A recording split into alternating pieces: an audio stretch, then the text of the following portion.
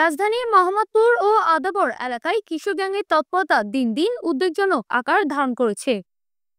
ধারাবাহিকভাবে গ্রেপ্তার অভিযান চললেও তাদের কার্যক্রম থামানো যাচ্ছে না। স্থানীয়দের অভিযোগ, এসব গ্যাংয়ের পেছনে প্রভাবশালী ব্যক্তিদের যোগসাজশ থাকায় আইন শৃঙ্খলা রক্ষাকারী বাহিনীর অভিযানও স্থায়ী ফল আনতে পারছে না। সম্প্রতি আদাবরের শেখের টেক এলাকায় অবস্থিত প্রেমিনেন্ট ফ্যাশন নামের একটি প্রতিষ্ঠানের মালিকানা নিয়ে একাধিকবার চাঁদাবাজি ও হামলা ঘটনা চলছে। প্রতিষ্ঠানটির সাবেক প্রতিমন্ত্রী ও 4 ভাইয়ের সংসদ সদস্য আব্দুল্লাহ মেজর মঞ্জুর কাদেরের মালিকানাধীন বলে জানা গেছে।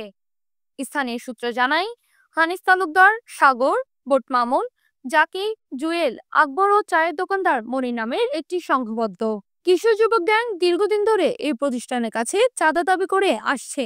এই ঘটনায় আদাবর থানায় চাঁদাবাজি মামলা হলে পুলিশ গ্রুপের কয়েকজন গ্রেপ্তার করে, তবে জামিনে মুক্তি পেয়ে তারা পুনরায় আগের মতোই চাঁদা দাবি ও ভয়ভীত প্রদর্শন শুরু করছে বলে অভিযোগ রয়েছে।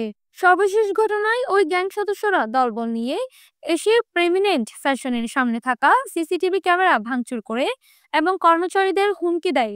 এতে স্থানীয় ব্যবসায়ীদের মধ্যে আতঙ্ক ছড়িয়ে পড়েছে। স্থানীয় ব্যবসায়ীরা জানান, এই এলাকায় পুলিশের টহল থাকলেও কিশোর গ্যাংয়ের দাপট কমছে না। তারা প্রতিদিন নতুন করে দোকান বা ব্যবসা প্রতিষ্ঠানের কাছ থেকে চাঁদা দাবি করছে। এ বিষয়ে আদাবর থানায় দায়িত্বশীল কর্মকর্তা বলেন, বিষয়টি তদন্তাধীন, অভিযুক্তদের বিরুদ্ধে আইনানুগ ব্যবস্থা গ্রহণ করা হচ্ছে। স্থানীয় সচেতন মহল মনে করছে, প্রভাবশালীদের ছত্রছায়া দূর না হলে এই কিশোর গ্যাংগুলোকে নিয়ন্ত্রণ করা সম্ভব হবে না।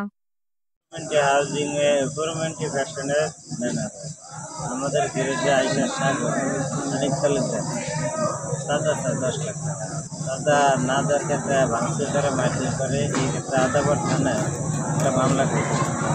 মামলা করার পর যে ওরা আমাদের জেলে নেয়, জেলে জামিনে আইসা আবার গেলে হামলা করে 20 লাখ টাকা সাদা 20 লাখ টাকা সাদা না দেওয়ার ক্ষেত্রে মারধর করে গেছে।